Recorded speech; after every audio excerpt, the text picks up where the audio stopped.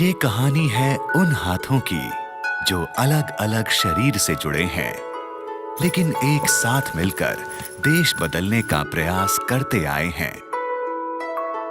ये कहानी है इन सभी हाथों की जो धीरे धीरे जुड़ते गए, सेवा की आशा में आगे बढ़ते गए।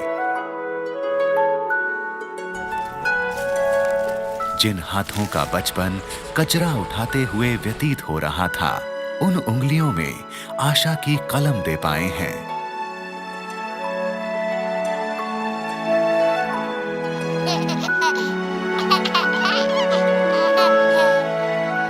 जिन नन्हे हाथों को माँ का आंचल ना मिला, उन बच्चों को बाहों में लेकर स्नेह की छाया दे पाए हैं। जो हाथ कुष्ठ रोग से गल रहे थे, उन उंगलियों को मानवता का स्पर्श दे पाए हैं। जो हाथ पानी पर लकीरें खींचते आए, बरसों से आधा जीवन कश्तियों में बिताते आए, उन हाथों को जीविका का अधिकारी बना पाए हैं। आज तक जो हाथ सिर्फ रोटियां सेका करते थे, जिन्हें बस घर के कामों में ही सक्षम माना जाता था, उन सभी हाथों को शक्ति, प्रतिभा और आत्मविश्वास दे पाए हैं। आज वही हाथ घर के मुखिया बन पाए हैं। जो हाथ अस्पताल की चार दीवारी में उपचार किया करते थे, उन हाथों का उपचार सुदूर स्थानों तक पहुंचा पाए हैं। भारत म्यांमार के सीमावर्ती जंगलों से लेकर राजस्थान के रेतीले बंजरों के डेरे तक, हिमालय की गोद में बसे टिमटिमाते बर्फीले इलाकों से हिंद महासागर को चूमते अनगिनत निश्चल गांव तक, ऐसे ही कई लाखों हाथ एकजुट होकर सेवा भारती बन गए हैं। देश के कोने कोने में निशब्द और निस्वार्थ ही सेवा करते आए हैं। अपने राष्ट्र और उसके नागरिकों को आत्मनिर्भर बनाने की आशा से किया गया एक प्रयास, सेवा भारती, आज एक राष्ट्रव्यापी संस्था बन चुकी है।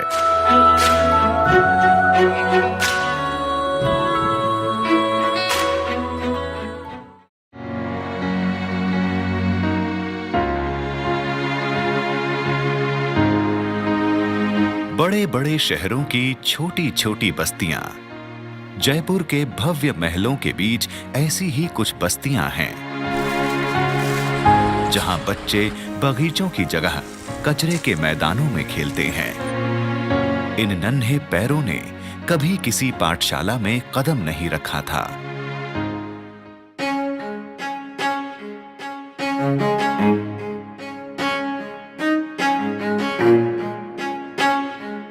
आज उम्मीदों की स्लेट लिए, सपनों को बस्ते में जमाकर, हौसलों की बेल्ट लगाकर, कमर कसकर अपने उज्जवल भविष्य की ओर चलते हुए एक अनोखी पाठशाला जा रहे हैं।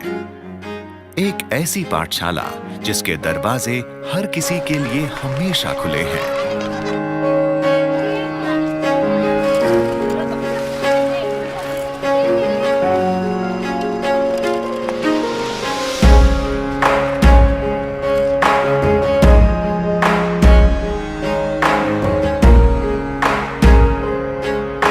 ये स्कूल जयपुर की संकरी गलियों में आपको कहीं भी मिल जाएगा। प्लस का इसका पक्षांतर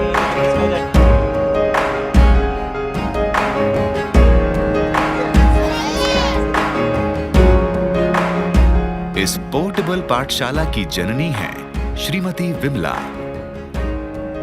वे खुद सिर्फ 8वीं पास हैं, लेकिन इन्हीं की इच्छा और प्रयास के कारण ये पाठशाला साकार हो पाई। कुछ 15 साल पहले इन्होंने अपने घर के पास बसी बस्तियों के बच्चों की देखभाल करना शुरू किया। उनको शिष्टाचार और स्वास्थ्य संबंधी बातें सिखाईं और धीरे धीरे उन्हें पढ़ाना शुरू किया। राधा उन्हीं बच्चों में से एक थी।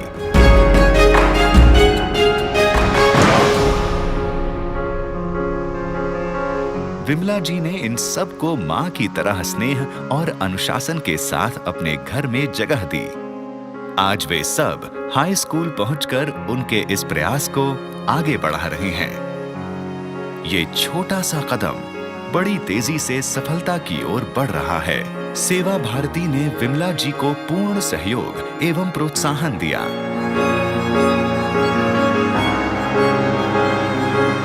तो हमारे चाचा ऐसे बोलते हैं कि पढ़ लिख कर क्या करोगे, अब तो तुम घर में बैठो और तुम्हारी शादी कर देंगे फिर तुम अपने घर चले जाना। पढ़ लिख कर तुम्हें कोई कलेक्टर तो बनना नहीं है, ना ही हमारे समाज में अभी तो कोई बना है ऐसा बड़ा।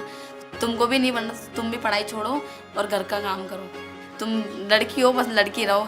जो काम आदमियों के हैं वो आदमी करेंगे, आदमी का काम है पढ़ना तो आदमी पढ़ेंगे, लड़कियां नहीं पढ़ेंगे। तो तुम बस पढ़ाई मत करो, तुम घर के चूल्हा चौका करो और उन्हीं में रह जाओगे। चाचा मेरे को तो पढ़ना है, पढ़ लिख कर मेरे को कुछ बनना है, क्योंकि मेरे को ऐसे नहीं रहना जैसे मेरे माँ बाप कर रहे सब्जी का काम, मुझे सब्जी का काम नहीं करना है, मेरे को पढ़ लिख कर कुछ बनना है।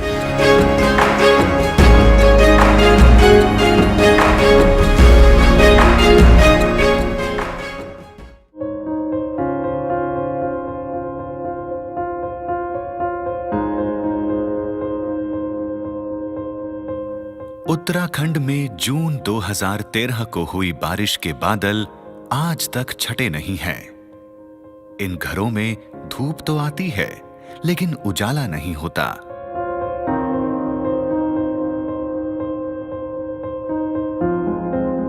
पिताजी का जो मना बाद जो अपने बाल बच्चों तक पालना चाह, तो आप बच्चों पालना होता है जो होटल में नौकरी था गई था। और 16 तारीख जो की आपदा आई और तक बाद जब पता लगी हम ताई कि वो होटल भी बोगी और होटल मालिक लोग भी सीखोगी ने कि पता नहीं चलो कि कब छन गौर छन पहुँच तो हमने काफ़ी दिन तक प्रयास करी। तो गौर में स्थिति तो अभी गरीबी हालत है, BPL श्रेणी में से पहली छा। अब पिताजी खत्म होगी तो अब और भी।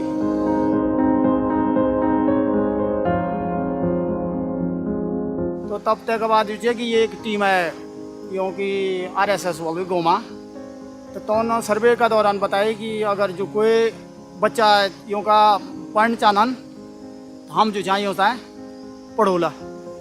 तब हमन जब देखी कि तय का मामा जी जो चंद कि तैसे होटल वहाँ चली जाना, तो मैंने तब सोची कि एक बालक सन जो है कि मजदूरी करोना उचित नहीं। तो तैसे तो मैं फिर गोबत काशी गई हूँ और मैं तो से संपर्क करी और तो बोली कि नहीं आप बच्चा तय लिया और हम ये को एडमिशन दिला। तो एडमिशन जो है विद्या मंदिर में दिनी और तब हॉस्टल में जो है कि अभी तक बच्चा ये वो नौकरी कि मैं बिल्कुल अपनी ठीक व्यवस्था में हूँ।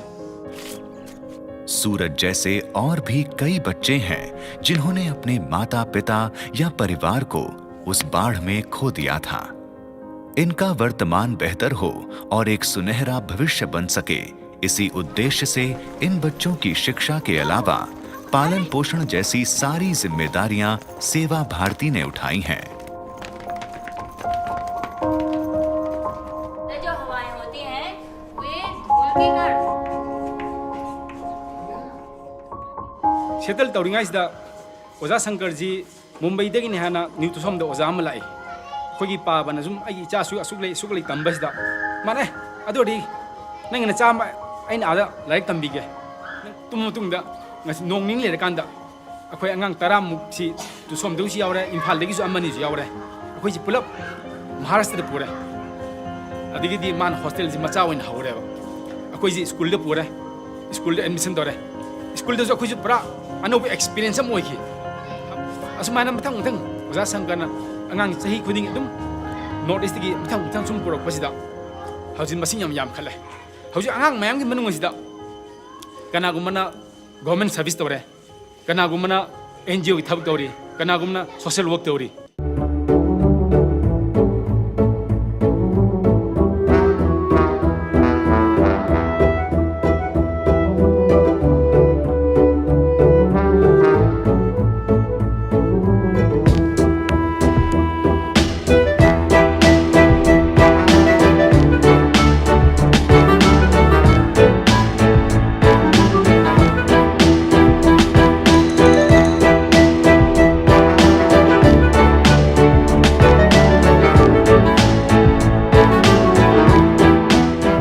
शिक्षा और विकास के लिए निरंतर प्रयास करती ये संस्था भारत के हर सुदूरवर्ती इलाकों में अपने केंद्र स्थापित कर चुकी है।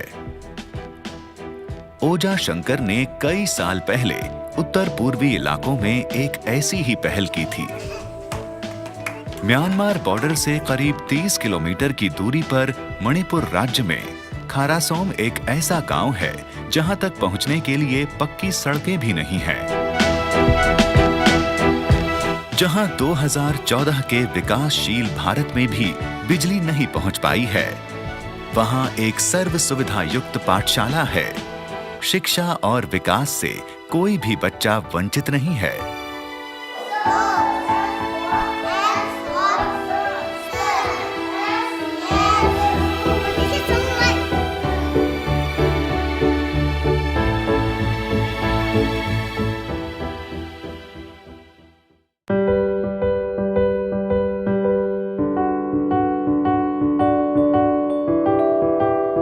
इन कोमल मुस्कानों और निश्चल महत्वाकांक्षाओं का सिलसिला यहीं खत्म नहीं होता। ये ओडिशा की एक छोटी सी बस्ती है बुर्ला। यहाँ कुछ इंजीनियरिंग के छात्र स्वेच्छा से हर दिन इन बच्चों को पढ़ाने आते हैं। अपनी व्यस्त दिनचर्या में से समय निकालकर ये करीब 70 इंजीनियरिंग के छात्र इन निर्धन बच्चों को पढ़ाने आते हैं।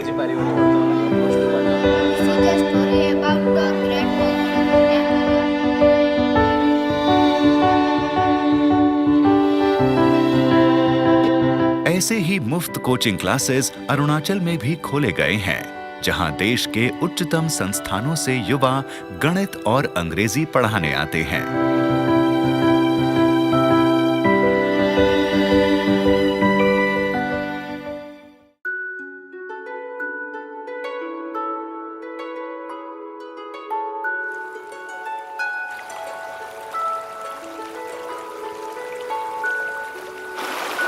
महाराष्ट्र के विदर्भ इलाके में ताप्ती नदी के किनारे बसा मेल घाट, जहां एक ओर अपने टाइगर रिजर्व के कारण मेल घाट विख्यात है, वहीं दूसरी ओर यह इलाका अपनी गरीबी, कुपोषण और निरक्षरता के लिए कुख्यात है।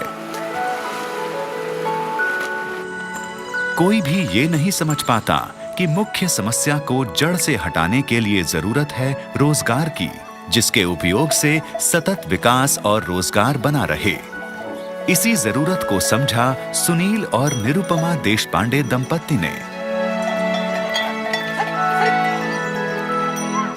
ये पति पत्नी बड़े शहर में अपनी सुख सुविधा का जीवन त्याग कर कई साल पहले मेलघाट में आ बसे थे, सिर्फ एक ही उद्देश्य से कि मेलघाट के रहवासियों का जीवन बेहतर हो सके। हल बहुत ही प्रत्यक्ष था। इस इलाके में बहुतायत में पाए जाने वाला उत्पाद बांस। उन्होंने स्थानीय जनजाति के लोगों को बांस के बीज बोने से लेकर विभिन्न तैयार उत्पाद बनाने तक बांस के पूरे खेती चक्र को संभालने के लिए प्रशिक्षित किया। मेलघाट में रोजगार के सबसे बड़े साधन संपूर्ण बैम्बू केंद्र की स्थापना की।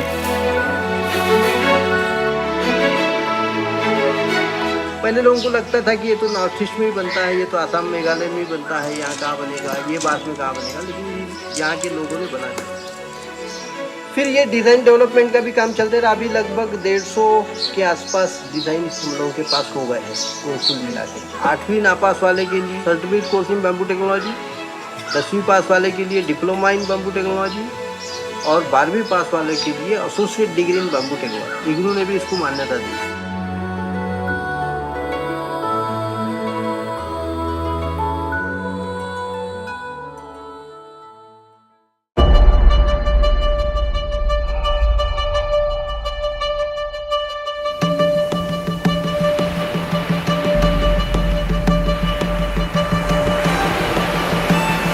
लहरों से डरकर नौका पार नहीं होती, कोशिश करने वालों की कभी हार नहीं होती। हरिवंश राय बच्चन की ये पंक्तियां देश के हर तटवर्ती इलाकों की कहानी बयां करती है। ये कुछ ऐसे लोग हैं जो हर रोज विराट समुद्र में ऐसे निकल जाते हैं जैसे पानी में नहीं मां के आंचल में खेल रहे हों।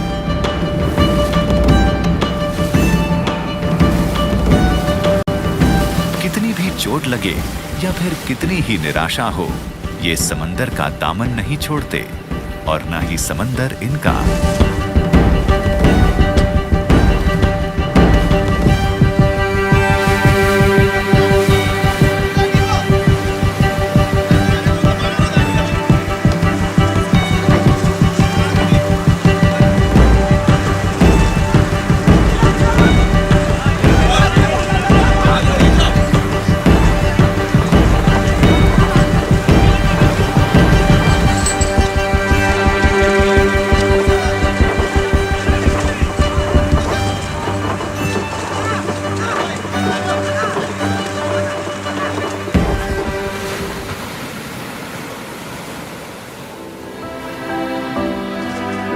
करीब 93% मछलियां बड़े यांत्रिक जहाजों से पकड़ी जाती हैं और ये जहाज समुदाय के कुछ समृद्ध लोगों के पास ही मौजूद हैं, जिसके कारण कई गरीब मछुआरों का शोषण होता आया है। सेवा भारती ने सामूहिक यांत्रिक जहाजों का इंतजाम किया, जिसमें मछुआरों के अनेक समूह बराबर के हिस्सेदार बन पाए।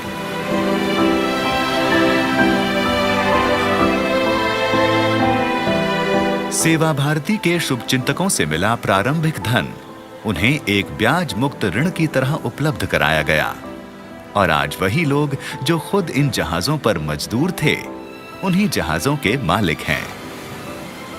केरला के एक छोटे से गांव कन्नूर के ये मछुआरे खुद अपनी किस्मत के मालिक हैं और खुद अपनी कश्तियों के मालिक भी।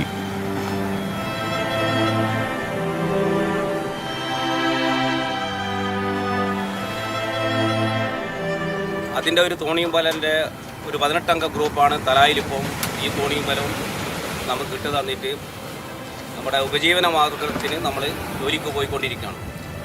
18, 20, 35, 40 ഗ്രൂപ്പ് വരുന്ന ഓരോ ഗ്രൂപ്പിലായിട്ട് സംഘടന തോണിയും പാലയും അനുവദിച്ചതാണ്.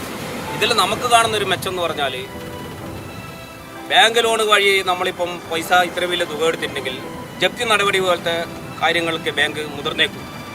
പക്ഷേ സംഘടനാ സംവിധാനം എന്നുള്ള നിലക്ക് അതിൽ നിന്ന് വളരെ ആശ്വാസപരമായിട്ടാണ് നമ്മൾ കടലിൽ പോയിട്ട് കിട്ടുന്ന ഒരു വിഹിതം സംഘടനക്ക് തിരിച്ചേൽപ്പിക്കുക.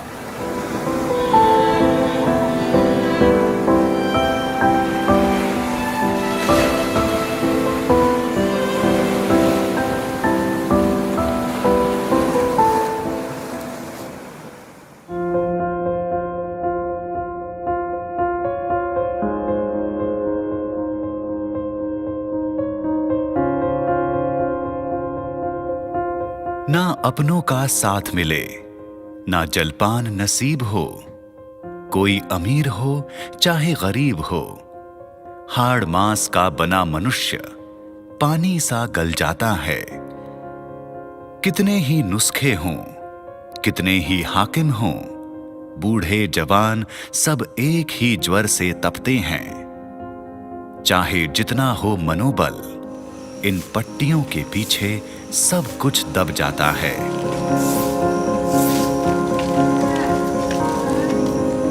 कुष्ठ रोग एक ऐसा रोग है जिससे शरीर के साथ साथ अंतर्मन भी गलने लगता है।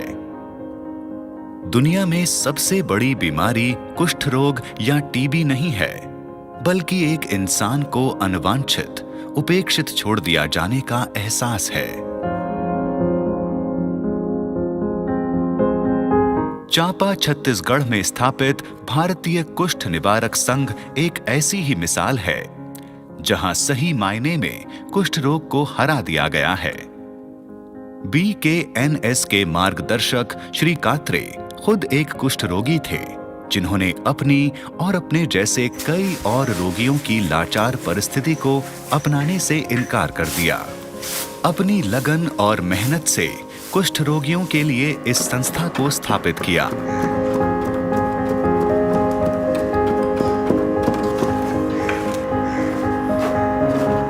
कुष्ठ रोग से पीड़ित लोगों के लिए जीविका के कई साधन बनाए गए।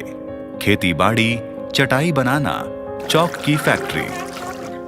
हर व्यक्ति आत्मविश्वास और आत्मसम्मान से जीवन जीता है। सुशील बाल गृह इनके बच्चों के लिए शिक्षा और पालन पोषण की सुविधाएं उपलब्ध कराता है। आधुनिक चिकित्सा से 2500 कुष्ठ रोगियों को अपाहिज होने से बचाया गया और 30,000 रोगियों को MDT से ठीक किया गया है। शायद विश्व की एकमात्र संस्था होगी जो एक कुष्ठ रोगी ने कुष्ठ रोगियों के लिए प्रारंभ की। दो बातों से कुष्ठ रोगी बहुत त्रस्त है। एक तो जिसको भिक्षाटन नहीं करना है, तब भी मजबूरी में भिक्षा करना है क्योंकि पेट चलाना है, पर ये स्वाभिमान शून्यता है, ये भी वो अनुभव करता था, पर जाए कहाँ, उसके लिए स्थान कौन सा है। तो दूसरी बात जो थी कि उसको हमेशा चिंता सताती थी कि जब ये शरीर शांत होगा उसके साथ कैसा व्यवहार होगा। तो कात्रे जी ने सोचा कि अगर कुष्ठ रोगी को इन दो बातों से मुक्त करा दिया जाए कि वो एक स्वाभिमान जीवन जिए, भिक्षावृत्ति से परावृत हो, और दूसरा ये संसार छोड़ते समय निश्चितता संसार छोड़े कि अपनी व्यवस्था होगी।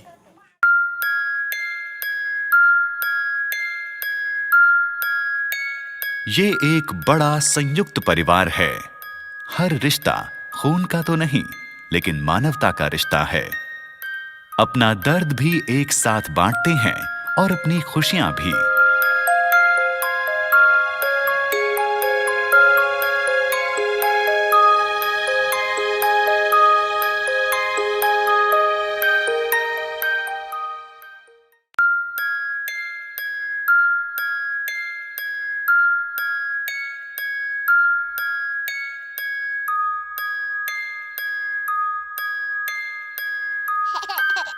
जो हमें इस संसार में लेकर आती है, आंखें खोलते ही जिसका चेहरा हम सबसे पहले देखते हैं, जिसके स्पर्श से हम चैन की नींद सोते हैं, जिन हाथों को पकड़कर हम अपना पहला कदम लेते हैं।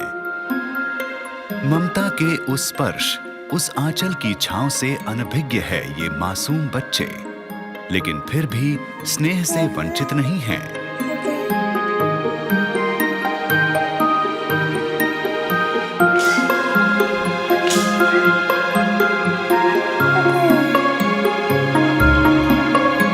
ये दो बच्चियां जो हैं, दोनों बच्चियां जुड़वा हैं, जो कि राजनांदगांव के पास में एक डोंगरगढ़ करके स्थान है, वहाँ पर इन्हें झाड़ियों में कहीं छोड़ दिया गया था। इन्हीं परिस्थितियों से बचाने के लिए ये बाल गृह स्थापित किया गया है। ये संस्था अपने नाम को बखूबी निभाती है, मातृ छाया।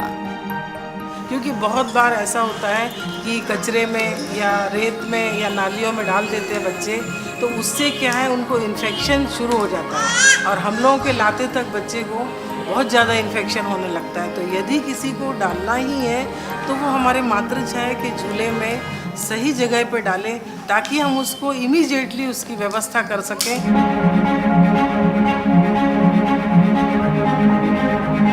एक माँ की तरह स्नेह और परवरिश प्रदान करती ये संस्था इन नन्हे बच्चों के लिए एक बड़ा परिवार है। यहाँ नवजात शिशुओं से लेकर हर उम्र के बच्चों की परवरिश, शिक्षा आदि की देखभाल की जाती है। मातृ छाया इन बच्चों के लिए स्नेह और संस्कार से भरा एक घर है। साथ ही ये संस्था इन बच्चों के लिए योग्य परिवार की तलाश भी जारी रखती है। 15 जुलाई 2004 से लेकर के आज तक 228 बच्चों का यहाँ पर आगमन हुआ है और लगभग मान के चलिए कि 160 बच्चों को उनमें से एडॉप्शन में दिया जा चुका है, योग्य दंपतियों को, जो कि बच्चे का पालन पोषण करने के लिए सक्षम है।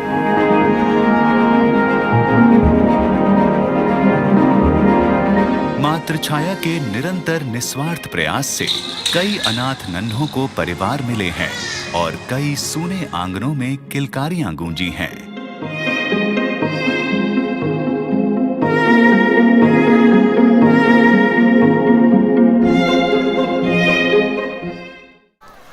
கடன் கோரிக்கை திருமதி டி பகவதி அம்மா அவர்கள் நகை கடன் தீர்ப்பதற்காக ரூபாய் 50,000 கடன் கேட்டுள்ளார். தீர்மானம் திருமதி டி பகவதி அம்மா அவர்களுக்கு கடன் கொடுப்பதற்கு உறுப்பினர்களால் ஒருமனதாக தீர்மானிக்கப்பட்டது. குழுவின் வரவு சேமிப்பு 4000, வட்டி 4151, சந்தா 200, இதர வரவு 180, மொத்த அசல் 25250, இதர செலவு லோன் அடைத்தது 13500 ரூபாய்.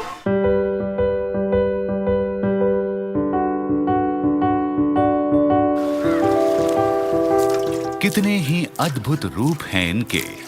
सूरज की किरणों से खिलकर, पानी सी हर आकार में ढलकर आगे बढ़ती जाती हैं। हर रूप में ये सर्वत्र मिल जाएंगी। मनोबल की मिसाल हैं सबके लिए, ममता की मूरत हर किसी के लिए। शक्ति इनकी अप्रतिम है, ये नारी शक्ति कहलाती है।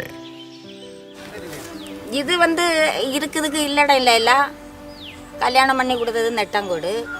அவங்க ஒரு 6 மாதம் போல் 1 வருஷம் போல் எங்க கூட இருந்துக்கிட்டு அப்புறமா அவன் வேற போய் கல்யாணம் பண்ணிட்டு வேற போய் இருந்தாச்சு. எனக்கு ஒரு பிள்ளைய தந்துட்டு அப்புறமா அந்த பிள்ளைய கொண்டு வந்து வளர்க்குறதுக்கு ரொம்ப கஷ்டப்பட்டு வளர்த்துக்கிட்டு. इन्हीं स्त्रियों को अपना महत्व साकार करने के लिए प्रोत्साहित कर रही है सेवा भारती। इसी शक्ति से खुद को आत्मनिर्भर बनाने के विभिन्न तरीके सिखाती है महिला स्वावलंबी समूह।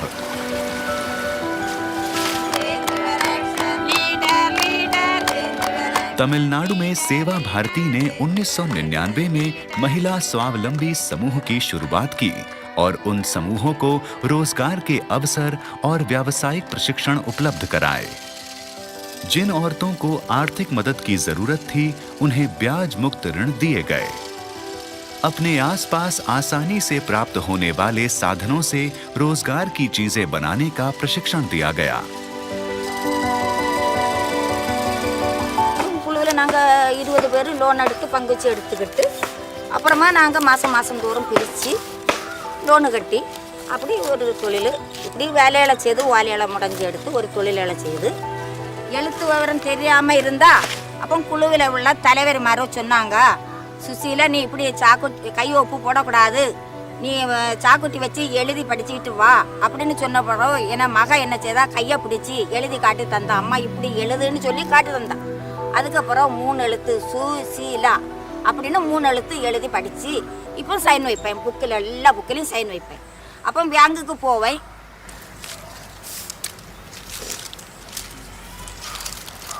எப்படியோ குழுவில் எல்லாம் சேர்ந்தெடுத்து ஒரு பிள்ளை கரையாத்தன்னு சொல்லிட்டு சேர்ந்தோம். நம்ம பாடு தானே, தின்னாட்டா என்ன குடிக்காட்டா என்ன, பிள்ளைய ஒருத்தன் கையில் பிடிச்சி கொடுத்து நிம்மதி தானே நமக்கு. தும்ப ஓட்டிப்பான் Monday market பிளாக்கோடு.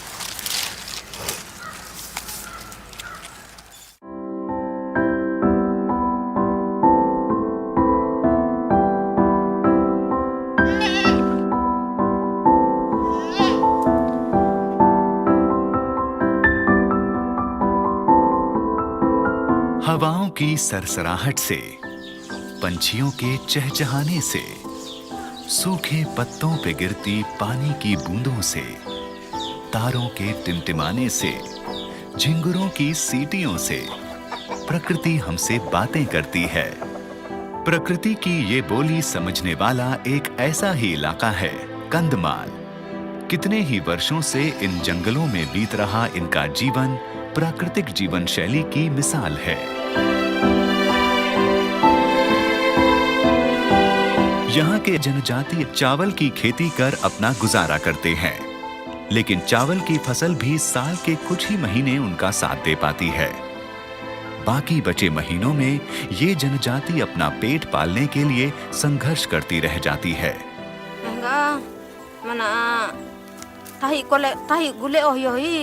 mana amila boda tini utpita mini tarbe me liya date enga maya baru hingi aku gobu takate kabe panangina oskite kabe pek jise kaluti kisia jibateru enga na mila boda ni poli bon pada tamu enga hingi na gopi manji kalu hingi jananga site ka mai mir hangote mange sila ba dergia teru aki besa tamki ye sa tamki enggak masam supna.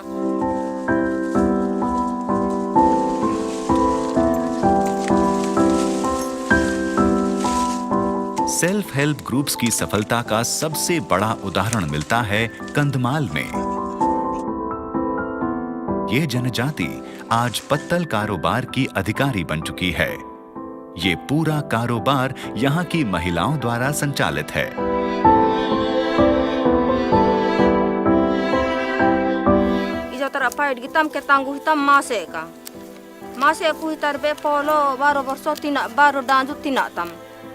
Seria buti kuli ye sia sadisi isinga tebe mana 8 maso 9 maso se tinjinam. Seria mana soru sasebe aku ronda tapinam hintara pa na usai nam nga adukan tani prapinganam. Seria soru bali trete kanebe ibta kanga aka ta kanga iman. Mila boda betin ba parbi manamu mila boda nebe ke podi gipki manamu. Nga kahe tara sakitini sakiamu ajanja patara saki.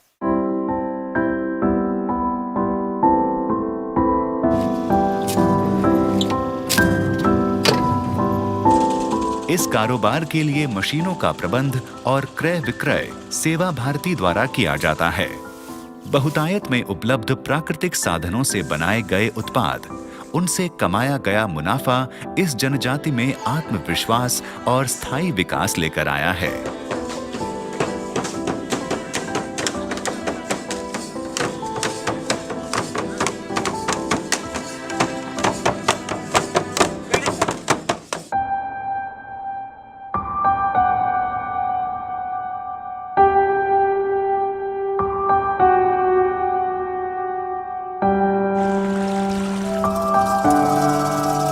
पुरातन समय से हस्तशिल्प कला इन वनवासियों के लिए एक सांस्कृतिक धरोहर के रूप में मौजूद है।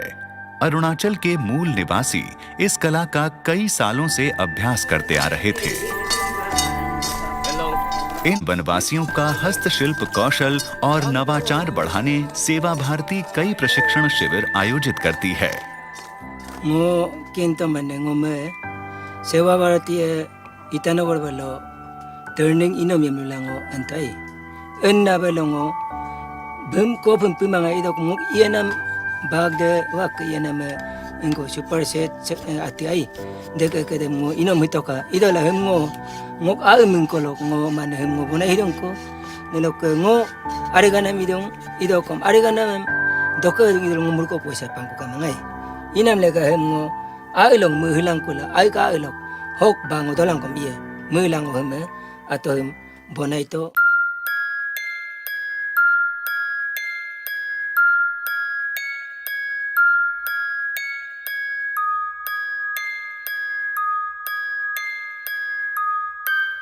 भारत एक कृषि प्रधान देश है। अगर किसानों को खेती के लिए सही शिक्षण ना दिया जाए तो क्या सिर्फ मशीन से वे बेहतर फसल उगा सकते हैं?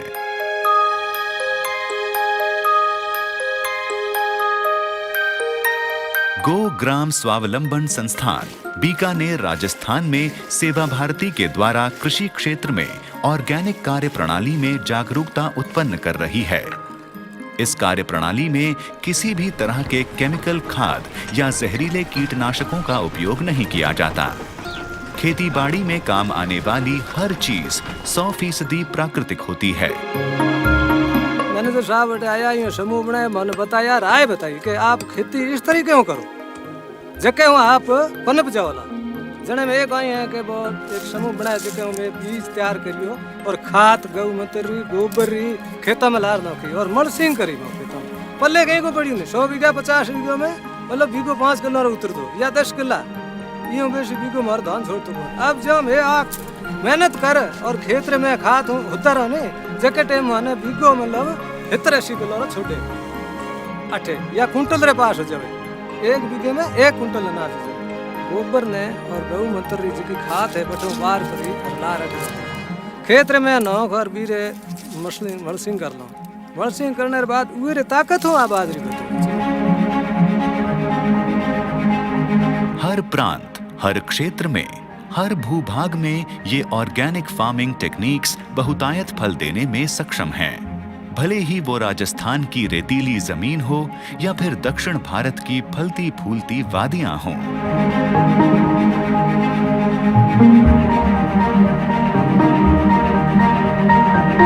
सेवा भारती ऐसी कई परियोजनाओं को देश भर में प्रोत्साहन और समर्थन दे रहा है।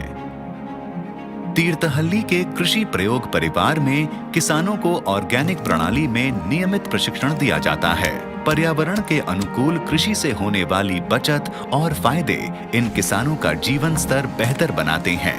So they were also trying to find out which botanical they can use, how they can manufacture their own pesticides. They call it as biopesticide also. We are covering nearly 1,58,000 acres throughout the state under organic farming. Now there are many farmers who are getting more yield in organic farming better than chemical farming also.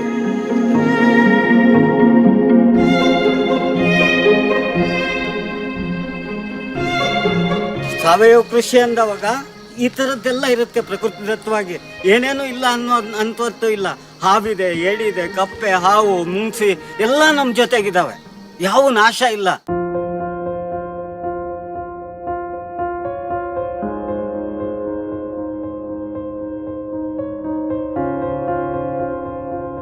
प्रकृति हमें अपने संसाधन देने में कभी भेदभाव नहीं करती, लेकिन मनुष्य प्रकृति के साथ भेदभाव जरूर करता है। और इसी का नतीजा है कि आज कई छोटी छोटी नदियां तेजी से नालों का रूप लेती जा रही हैं।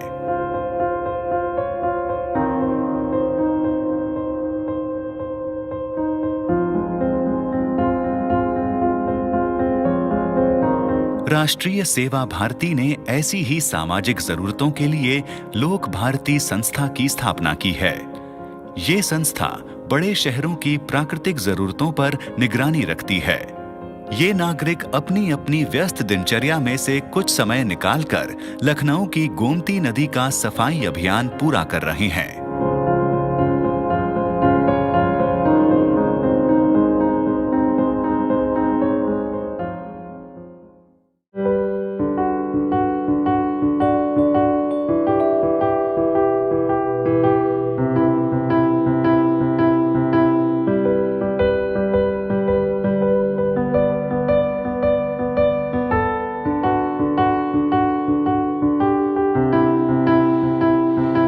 याच रस्त्यानं ज्यावेळेस आपण आता चाललो आहे, या ठिकाणी पण अनेक वेळेस बॉम्ब ब्लास्ट झालेले आहेत आणि हा रस्तासुद्धा एक मोठ्या मुश्किलीनं BROनं बॉर्डर रोड ऑर्गनायझेशननं बांधला आहे. रस्त्याचं काम करणारे कॉन्ट्रॅक्टर्स यांनासुद्धा धमक्या देण्यात येतात, मारण्यात येते आणि अनेकांना नक्षलवाद्यांची भीती वाटत असल्यामुळे या भागाने सरकारी कर्मचारीसुद्धा त्यांच्या ड्युटी असले तरी पण त्या ठिकाणी व्यवस्थित करत नाहीत.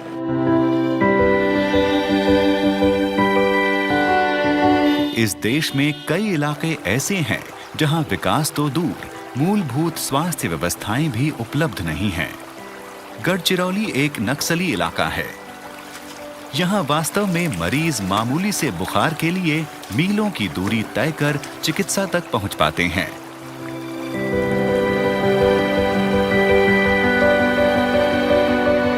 हफ्ते में एक बार आने वाले ये डॉक्टर इस गांव और आसपास की कई जगहों की इकलौती उम्मीद है।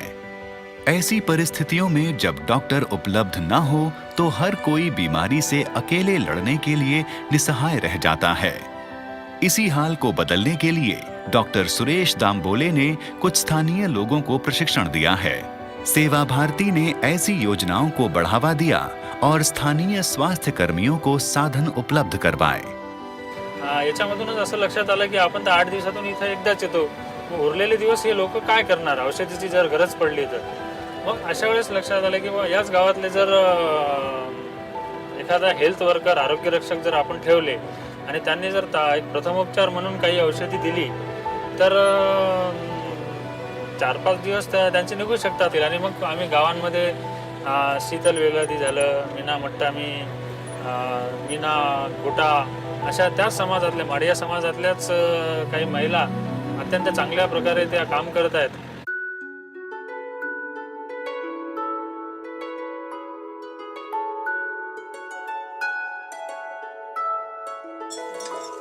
देश के उत्तर पूर्वीय कोने में बसी 7 बहनें जितनी प्राकृतिक खूबसूरती यहाँ देखने को मिलती है, उतनी प्रगति नहीं पाई जाती। विभिन्न सरकारों की लापरवाही के चलते देश के इस कोने में कई कारणों से मूलभूत व्यवस्थाएं भी स्थापित नहीं हो पाई हैं।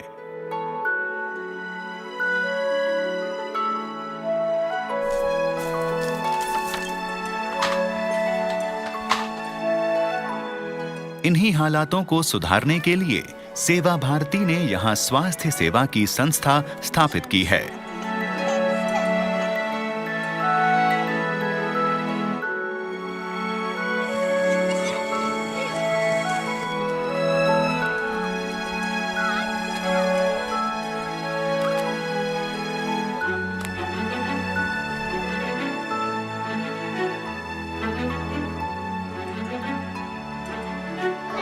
साबोनजों मोजाङै सुनांगौ आखाइखौ, ओमफ्राय जानाय आदारखौ जों जाबासो बे मैलाया गैया।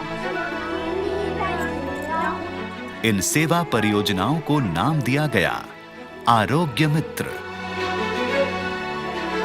एक ऐसा मित्र जो हर पल साथ निभाए, बच्चों के साथ बच्चा बनकर स्वास्थ्य के सही मायने बतलाए, गृहिणी की सबसे प्यारी सहेली हो, हर परिवार का हिस्सा बन जाए, बेटी की तरह बड़े बूढ़ों की सेवा कर हर ज्वर, हर कष्ट से मुक्त कराए। आरोग्य मित्र जो हर पल साथ निभाए।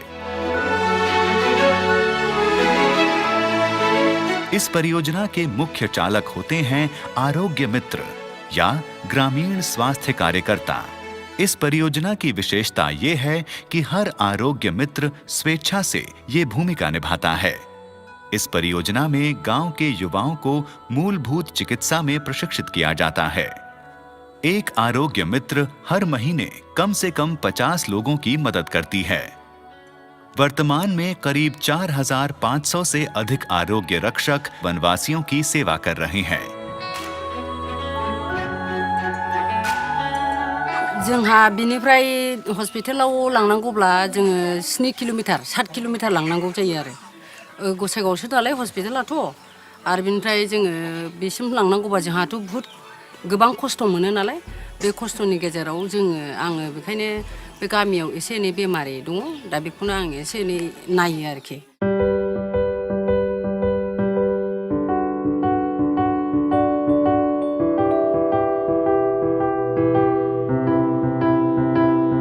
जून 2013 की मूसलाधार बारिश और बाढ़ से आए प्रलय से उत्तराखंड आज भी उभरने की कोशिश कर रहा है। उस बाढ़ के बाद से सेवा भारती निरंतर उत्तराखंड के राहत कार्यों में लगी है। कई प्रभावित इलाकों में प्राथमिक चिकित्सा केंद्र और शिविर लगाए जाते हैं। देश भर के कई मेडिकल छात्र और डॉक्टर्स स्वेच्छा से यहाँ इलाज करने आते हैं। सारा शरीर दर्द जमजाट अच्छा, ऐसी एक्सरसाइज करनी है डेली? हाँ, करना है ऐसा।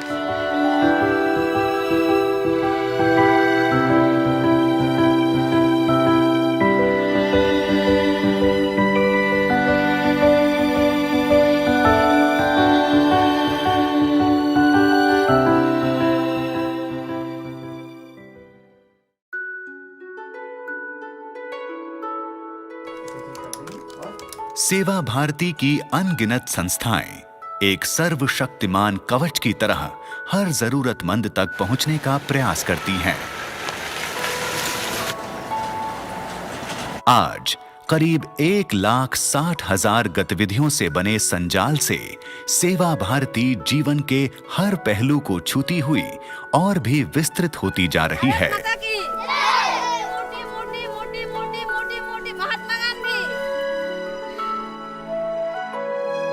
इन सभी लोगों के बीच कोई वास्तविक संपर्क न होते हुए भी मानसिक एकता है। किसी भी प्रकार की वित्तीय सुविधा न होते हुए भी ये सभी सदस्य स्थानीय संसाधनों की वृद्धि करते हुए किफायत से उनका उपयोग करते हैं। सवाल ये है कि इन्हें एकजुट कौन करता है? इन सारे हाथों को एक दूसरे से जोड़ती शक्ति क्या है?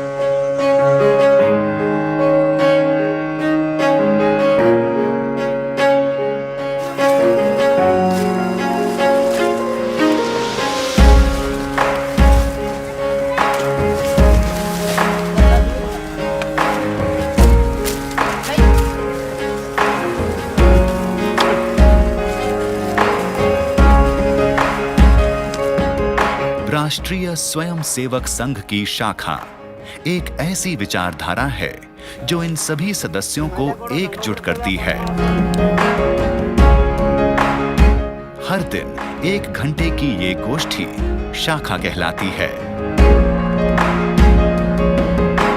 यहाँ सभी सदस्य एक साथ मिलकर विभिन्न कार्यों में भाग लेते हैं।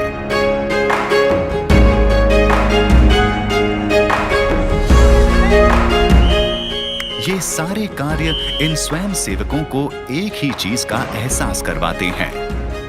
देश की निस्वार्थ सेवा हमारा कर्तव्य ही नहीं, हमारा खुशी भी है। एक स्वयं सेवक के लिए अपने गांव की सेवा या देश की सेवा अपने ही परिवार की सेवा के समान है। जहां गैर सरकारी संगठन अपने वित्तीय सहयोगी के लिए संघर्ष करते हैं, वहीं संघ शाखा अपने ही दम पर पूरा गांव सुधारने की शक्ति रखती है। 1987 में ओडिशा के ब्रह्मनचई गांव में शुरू हुई शाखा ने इस गांव का नक्शा बदल दिया। ये गांव हर वर्ष बाढ़ की चपेट में आ जाता था। शाखा सदस्यों ने तट पर पेड़ लगाकर प्राकृतिक रूप से गांव को बाढ़ से बचाया। इस गांव में एक पुरातन मंदिर बिल्कुल जीर्ण शीर्ण अवस्था में था। स्वयं सेवकों ने इस मंदिर की मरम्मत कर उसे फिर खड़ा किया। गांव के शैक्षिक विकास के लिए उन्होंने बच्चों के लिए स्कूल बनवाया।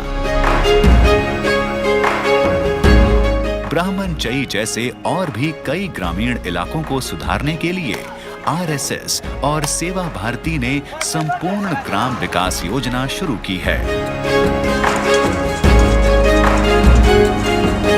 किसी गरीब के लिए घर बनाया तो किसी खराब रास्ते को सही साधन उपलब्ध न होने के बावजूद भी सुधार दिया।